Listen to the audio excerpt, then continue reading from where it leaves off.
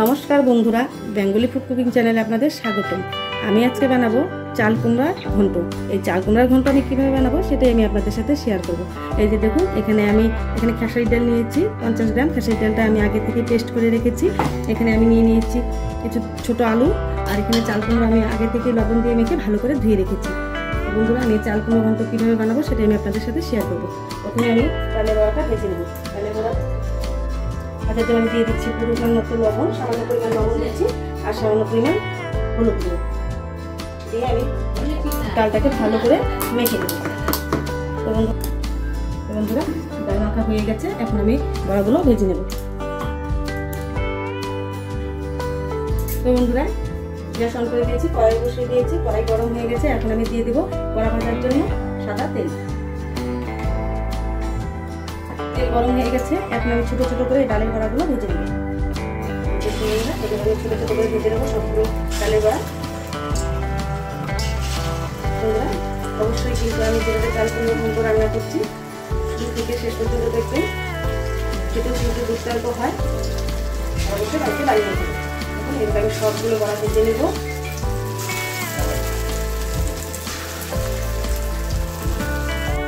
তো দেখুন বন্ধুরা, ডালের বড়াগুলো আমি উল্টে দেবো। এভাবে আমি সবগুলো বড়াকে উল্টে দেবো, এটাকে আমি ভালো করে একটু ভেজে নেব। তো দেখুন বন্ধুরা, ডালের বড়া ভাজা হয়ে গেছে। এখন আমি একটা পাত্রে নামিয়ে নেব। পাত্রে নামিয়ে নিয়ে আলুগুলো ভেজে নেব। তো দেখুন বন্ধুরা, ডালের বড়া আমি সব তুলে নিয়েছি। এখন আমি সেদ্ধ করে রাখা আলুগুলো ভেজে নেব। আমি একটা তেল দিয়ে দিই, এই বড়া ভাজার তেলে আমি আলুগুলোকে একটু ভালো করে ভেজে নেব।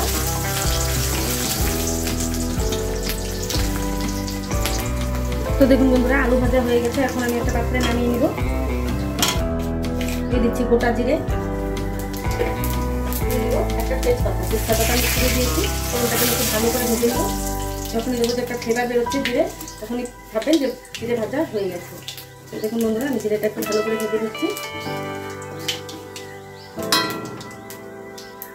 সুন্দর একটা ফ্লেভার বেরোচ্ছে। এখন আমি দিয়ে দেবো ধুয়ে রাখা চাল।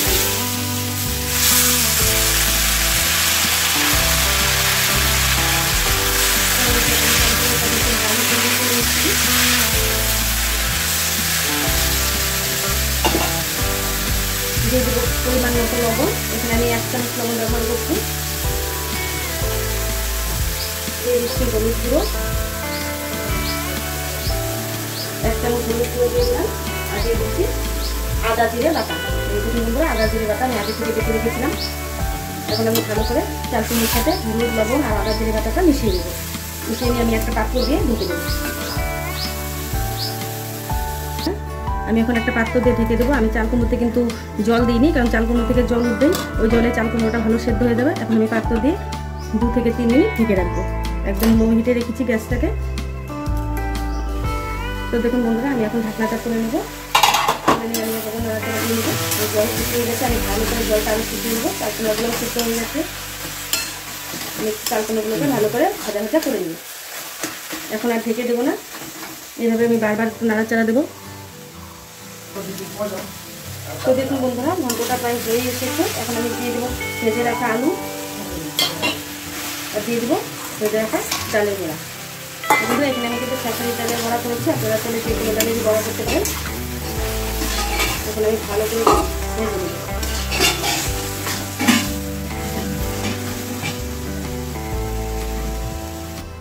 তো দেখুন বন্ধুরা, ঘন্ট প্রায় হয়ে এসেছে। এখন নামানোর আগে দিয়ে দিচ্ছি সামান্য পরিমাণ চিনি,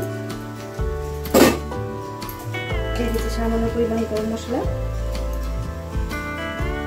আর দিয়ে দেবো 1 চামচ ঘি। ভালো করে মিশিয়ে নেব।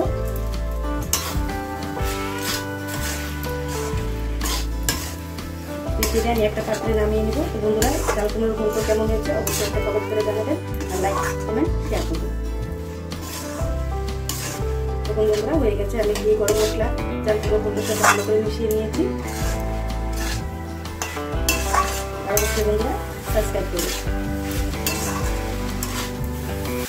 Thank you for watching this video.